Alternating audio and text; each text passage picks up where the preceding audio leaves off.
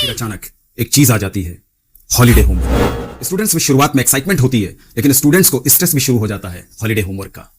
Schools कहते हैं बच्चे छुट्टियों में पढ़ाई से डिस्कनेक्ट नहीं होने चाहिए। स्कूल का इंटेंशन गलत नहीं है, लेकिन प्रॉब्लम तब शुरू होती है जब लर्निंग की जगह प्रेशर ले लेता है। पेजेस भरने का प्रेशर, पेजेस रटने का प्रेशर। फिर स्टूडेंट क्या करता है, गूगल ओपन करता है और कॉपी पेस्ट शुरू, और सारे वर्क कंप्लीट, और सिस्टम कहता है good, homework done.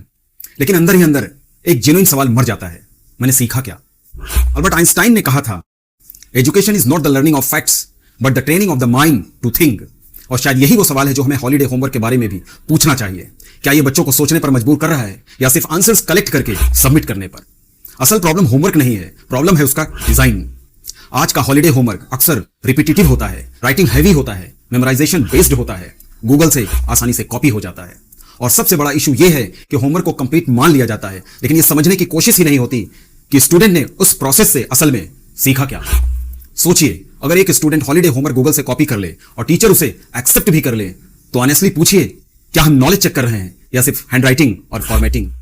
Notebook clean है तो लर्निंग अज्यूम कर ली जाती है, लेकिन क्या क्लीन पेजेस का मतलब क्लियर अंडरस्टैंडिंग होता है? और फिर हम पूछते हैं, बच्चों को पढ़ाई समझ क्यों नहीं आती?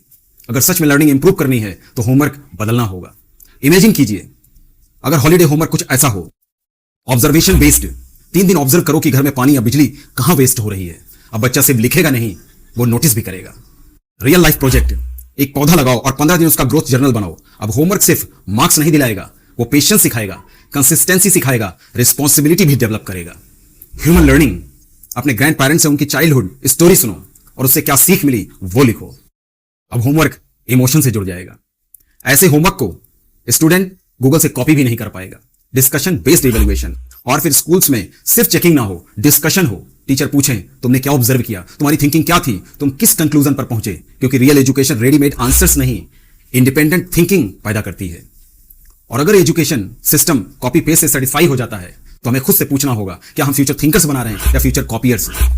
छुट्टियां बच्चों के लिए सिर्फ एकेडमिक का एक्सटेंशन नहीं होनी चाहिए, वो टाइम होना चाहिए डिस्कवर करने का, ऑब्जर्व करने का, रियल वर्ल्ड को समझने का।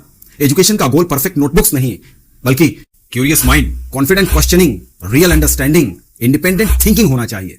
क्योंकि एक दिन असाइनमेंट्स, होमवर्क खत्म हो जाएंगे, मार्क्स कहीं खो जाएंगे, नोटबुक्स भी खो जाएंगी, लेकिन एक सवाल शायद हमेशा रहेगा, क्या मैंने सच में कुछ सीखा था? और शायद यही वो सवाल है जो हर स्कूल, हर टीचर, हर पेरेंट और पूरे एजुकेशन सिस्टम को खुद से पूछना चाहिए। If this video made you uncomfortable, maybe that's the point. Because real education doesn't just give answers, it changes the way we think.